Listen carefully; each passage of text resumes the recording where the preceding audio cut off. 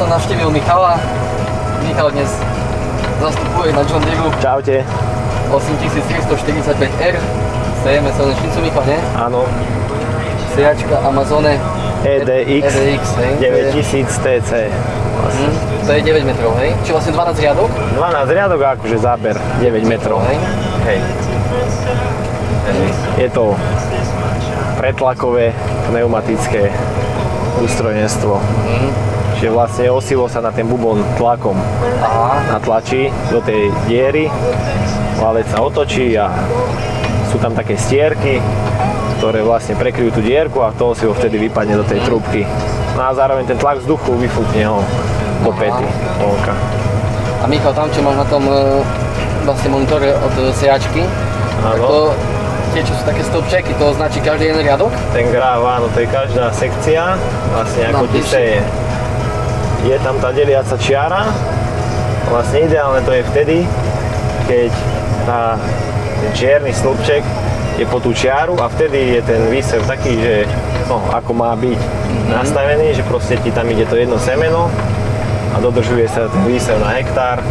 Keď to preskakuje cez tú čiaru, tak to je vlastne vtedy už ti idú dvojáky, že vlastne dva zrná sú nasaté na jednej dierke.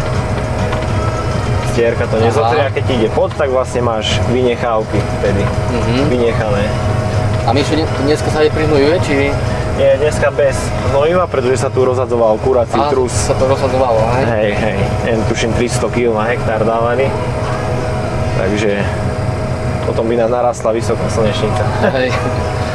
A vlastne tu ešte máš rôzne, tu máš otáčky výsevných bubnov, alebo valcov, alebo ako by som to nazval.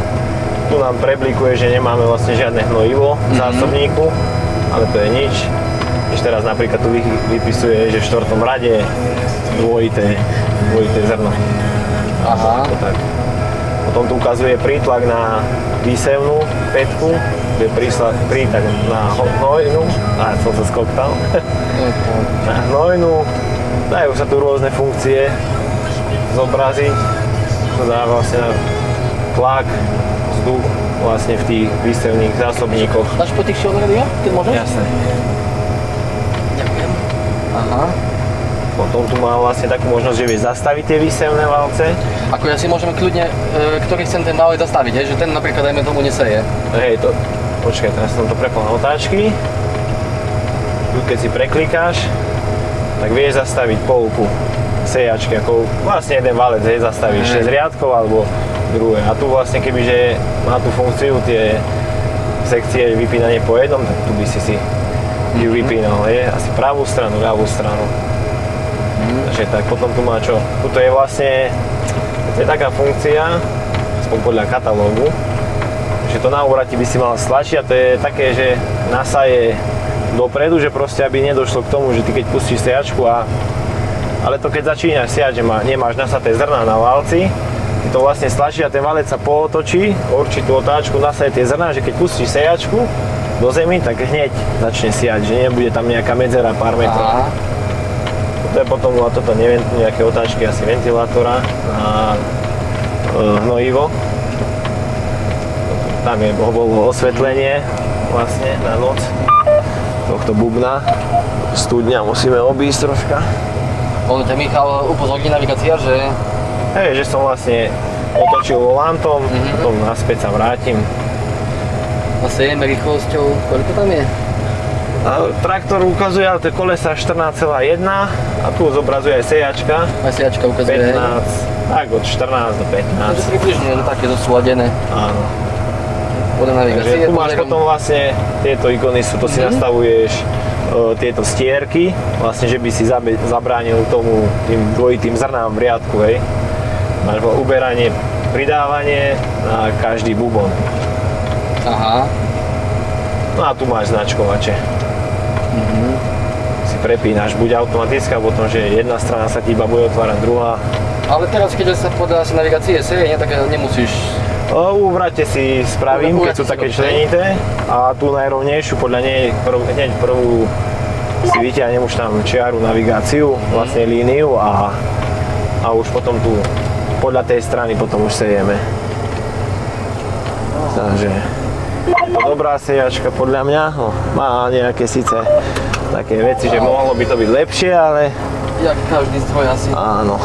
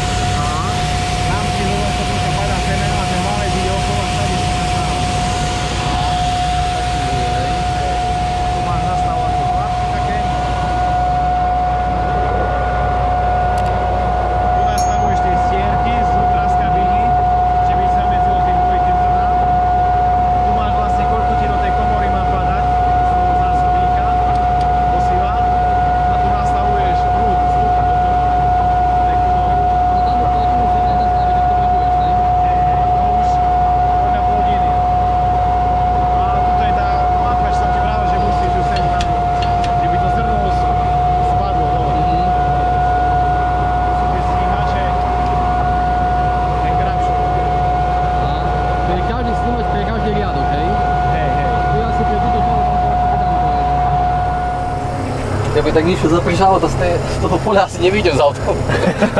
Asi by som ťa vytiahol, že tu je kvadrák, tak ten by ťa ťahal ako nič. A dneska pekný čas fest. No dneska až nejako horúco.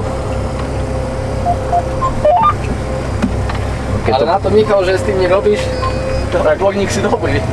Nesial som s tým až teraz, no to je tretí deň. A tak odborník zase nie, ale no, snažím sa tak robiť, že by to bolo dobre. To je základ. A tam ti Mišo ukazuje, že koľko máš posiate, už aj 21,46? Áno, aj tu ukazuje a tu vlastne si aj sejačka počíta sama od toho hnacieho kolesa, čo vlastne ženie potom aj ten motorček na hnojivo, tú prevodovku. A ono vlastne podľa toho kolesa vypočíta podľa výsevu, aký si ty zadáš, že napríklad sejeme 65 000 semien na hektár, tak ono to prepočíta, že akými otáčkami sa má ten válec otáčať. A ešte tam zadávaš do toho počítača, keď ideš siať, napríklad teraz by sme išli siať kukuricu, tak vymeníš válce, dáš tam válce s väčšími otvormi na to zrno. No a musíš aj zadať počet dier na tom válci, že koľko je. Vlastne akože počet dier dookola, nie že celkovo je, ale len dookola. A ono si to potom vypočíta, tú rýchlosť válca a už potom ženie elektromotor vlastne. Michal, toho roku vlastne sa seje koľko slnečnice hektárov? Vieš, okolo 350 pásikavej. A minulý rok bolo koľko? Tam ani nepamätám koľko si mi minulý rok bolo, iba tuším 100 nejako, bolo stovky. Iba tak? Alebo tak tuším nejako. A teraz tá bola obyčajná, tá čierna, alebo ako to povie, a táto je tá pasikava. Pasikava? To čo? To je taká iná odroda? Hej, to vlastne ako čo si v obchode kúpiš tu na lúskanie. Á, viem už aj. No a je drahšia. Ale sa mi zdá, že hovorí, že menej z hektára je, alebo no, nie som si istý, nie, že ľudia, keď nejaký odborník, tak nech napíše do komentára, opraví ma aj ohľadom sejačky. A vidno kvadrak. 620, hej Mišo? Áno. A Bednar Swifter, 16 metrový záber. To je paráda. Hej, takže on robí výkon dosť dobrý. On ráno vlastne začal tam, kde ja som sial, to spravil tam nejakých 30 hektárov, no a potom prešiel sem a prešiel a tu už je v polovici parcely. Takže tu vlastne máš tieto tlakomery a tam ti zobrazuje, takisto ti tam zobrazuje ten prítlak, výsevné pätky, na prihnojovanie a potom je tam vlastne pod nákon sú natlakované tieto piest, čo rozkladá sejačku, že by to troška aj kopírovalo, keď prechádzaš cez taký nerovnejší terén. tak, že by si ju nezohol alebo nezlomil. By si tam mal nejaký vysoký tlak. Tie sejačky, hlavne tie EDX, to sú na také veci, ako dajme tomu slnečnica, kukurica. Na presný výsel. Na presný výsel, hej. Ono píše, že s touto sejačkou vieš siať aj repku, dokonca círok. Hej. Hej. Ale to potom tie bubny sa tam menia vlastne. No a ešte vieš potom doložiť aj tieto, ale to radšej nepoviem. Nie som si istý, ale tam, že vieš meniť medziriadkovú vzdialenosť asi, ale potom nevieš dokladať tam výsevné ústrojenstvo, no, asi, lebo máš na tých zásobníkov je len 6 otvorov, ne? Neviem, toto neviem fakt. Keď má niekto takú sejačku, tak nech nám povie. Ale Centex, čo aspoň nám vraveli minulý rok, tak oni hovorili, že oni majú len 2 predané, lebo to je ako úplne od firmy Centex. Takže keď je niečo, tak sa to rieši cez nich. A tak. Navigácia pekne ukazuje. Hej. Neviem, troška to tieni. Či slnko svieti na to? Aj, v úvode. Poďme opačne, bude vidieť. Hej. Hej. Hovorím toto, no. Je to taká babračka, nastaví na slnečnicu. Aj kolegovci, čo predtým s ním robili, tak som sa ich pýtal, tak tiež hovorí, že je to také. A tam Mišo ukazuje takú stopu teraz, to je koľajový riadok?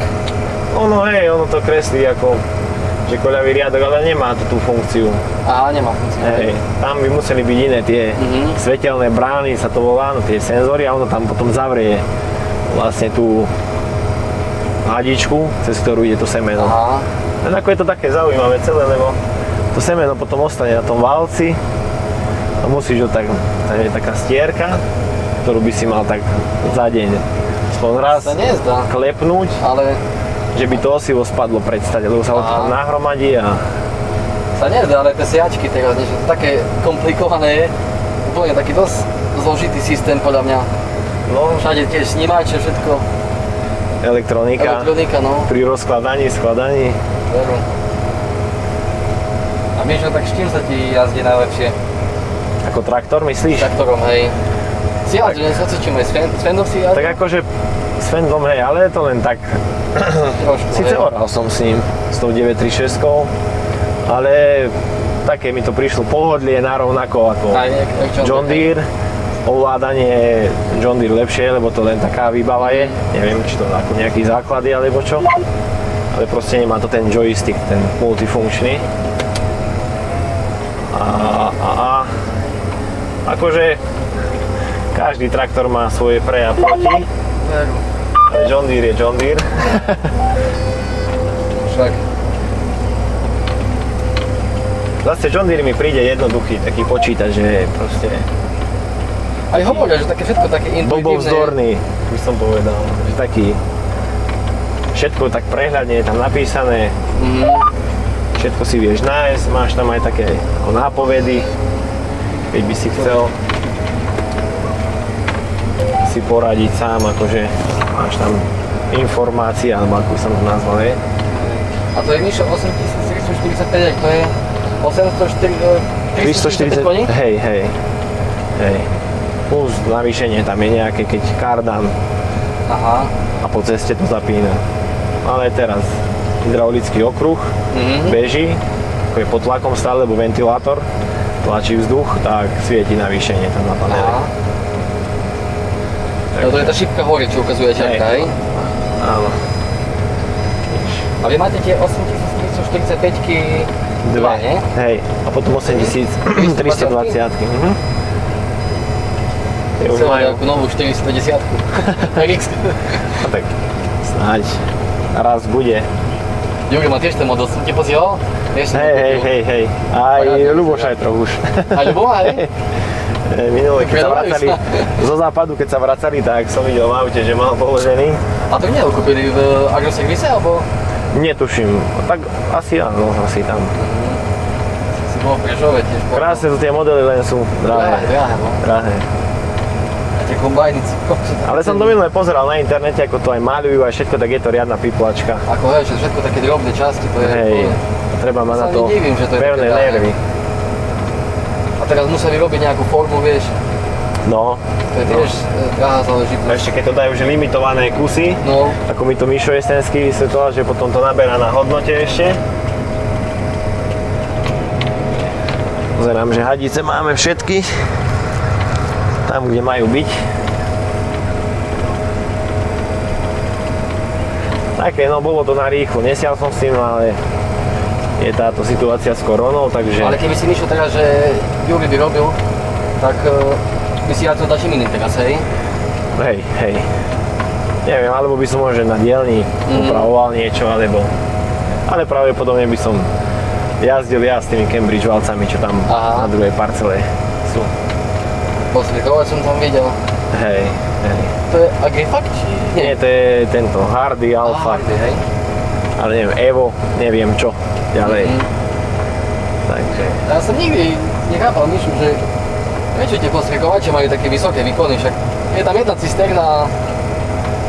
Ale myslíš ako vysoké výkony, že? Vysoký výkon motora, čo ja viem.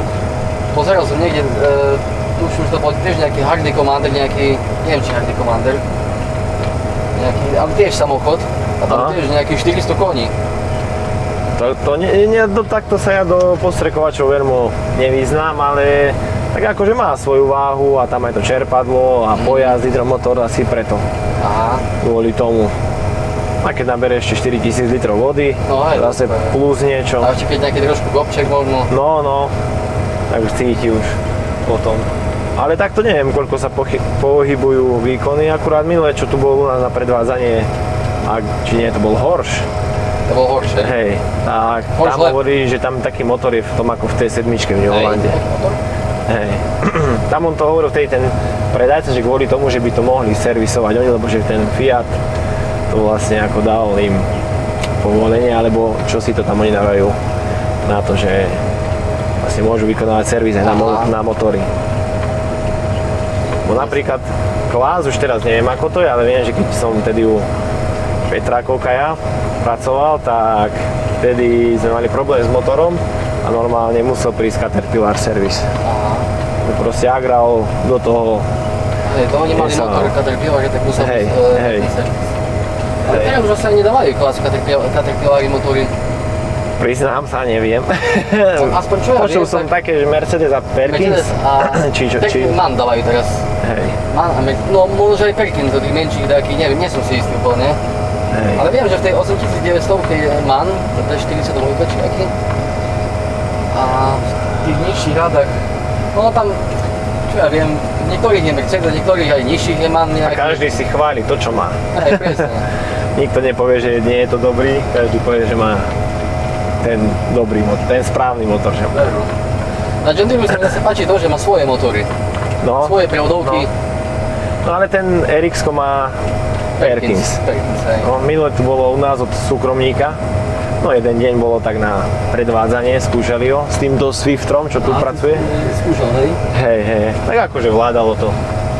Uvidíme, keď prídu. A keď ste tak porovnali, no ale ten Quattro má vyšší výkon asi, hej, že? No, tak 620 aj to bolo, ale tak aj spotreba im vychádzala rovnaká. Rovnaká, hej? Takisto skúšali to jazdiť na automate, akože sám si radil. Zase hovorí tento kolega Igor, že plynulejšie radila tá prevodovka na tom RX-ku ako na Quadraku. No to na Quadraku tak, ako keby, že si trieskal kladivom po prevodovke. Také to preraďuje. Ale už majú aj roky tie Quadraky, nie? Hej, akože je jasné, že to nemôžeme tak veľmi zase porovnať, že keby sme tu mali nový Quadrak, sadli do toho, potom tak určite by bol... A to RX-ko Mišo bolo úplne nové? Vieš, oni majú rok, tuším, alebo tak nejako. To súkromník z Komaroviec.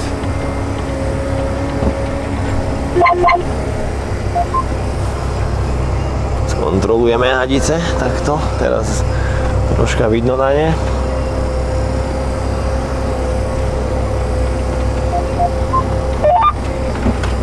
Ale tieto sa mi strašne páči, ale aj tie nové sú veľmi pekné. No. Je zase sa, ako z týchto John Deereov, viac je táto staršia kapota páči. Táto, hej. Aj maska, hej. Ale zase kabína na tom novom. Také, no. Mne sa napríklad tie nové RK až tak nepáčili, až Potom, keď som to Naživo videl, nie? naživo, takže som ani moc nevidel to ešte. Naživo je to zase úplne iné ako Je to iné. na fotke. Aj ten Magnum, čo je nový, hej, ten auto, čak sa volá, Autoconnect, čak sa to volá, neviem. Nie, netuším. Mali sme tu na skúšku tiež minule z Euris Pro Agro nám doniesli vyskúšať. Tak akože znútra to je paráda. Tiež sa mi ten ako Magnum nepáčil prvý, hej, na fotkách. A potom keď som ho videl naživo, tak si zvykneš, keď na tom budeš robiť. Ale akože vyzeral celkom dobre tiež naživo. Ako u nás, vermo, nikto nechce jazdiť z T8 napríklad, ale ja si myslím, že to je to silný traktor. To máte 435-ku? 410-ku. 410. Ale ono to je ako 410 už s navýšením. Aha. Ono to má nejakých 360, alebo tak nejako. Je tam autokomand prevodovka, ale má silu. Takže len je taký, no, troška tvrdší. A tiež ste skúšali nový, nie? A to sme mali len tak na dvore, na ukážku, hej. A previezli sa kolegovci na ňom, ale akože hovoria, že je lepšie, no, že už aj tá kabína tam je odpružená troška. Aj na tomto Magnume bola taká kabína, že ešte aj pri brzdení už tá kabína troška to tak vyrovnáva. Aha. Tam ten vlastne nejaký protipohyb robí. Ale ako funkcie, toto displej, kabína znútra krásna. Toto ma prekvapilo napríklad, že normálne si mal manuál vnúka v traktore, návod na obsluhu. No, že si vedel pekne listovať. To ako tablet bol displej už. A ja som pozeral nejaké produkčné video tiež na tie kvadráky. A tiež také tablety pekne, parádne to vyzerá. No. A ten panel, to už asi chceli John Deere napodobniť. Takže... Ale aj John Deere vyšli tiež nejaké tie vyššie rady, nové modely teraz RX-ko vyšlo, nejaký nový model. Ako aj John Deere, tá kabína nová je iná už znútra. Ten displej myšľa je väčší, či...? Nie, ten je tuším taký istý, len napríklad rádio už máš také už troška také lepšie. Napríklad ma prekvapilo tieto zásuvky normálne na 230 V v kabíne sú to. Som bol taký z toho prekvapený, že už toto keď sa dáva do traktorov, tak to už... Asi keď robíš non-stop, tak si zoberieš mikrovlnku a si zoberieš jedlo. Zvaráčku zapneš. Takú z Lidlu. Ide to dopredu, len keď máš taký moderný traktor, tak ti na to treba už aj také k tomu náhradie, že by si to vedel všetko tie funkcie využiť. Ale človeka, ktorý to bude vedieť obsluhovať, alebo to dokáže. Aj tí starší teraz moc nechcú už hlavne nové systémy a všetko. Nečudujem sa, lebo akože ja keď sadnem z traktora do traktora, tak troška musím si to poťukať a rozmýšľať, hej, že čo ako.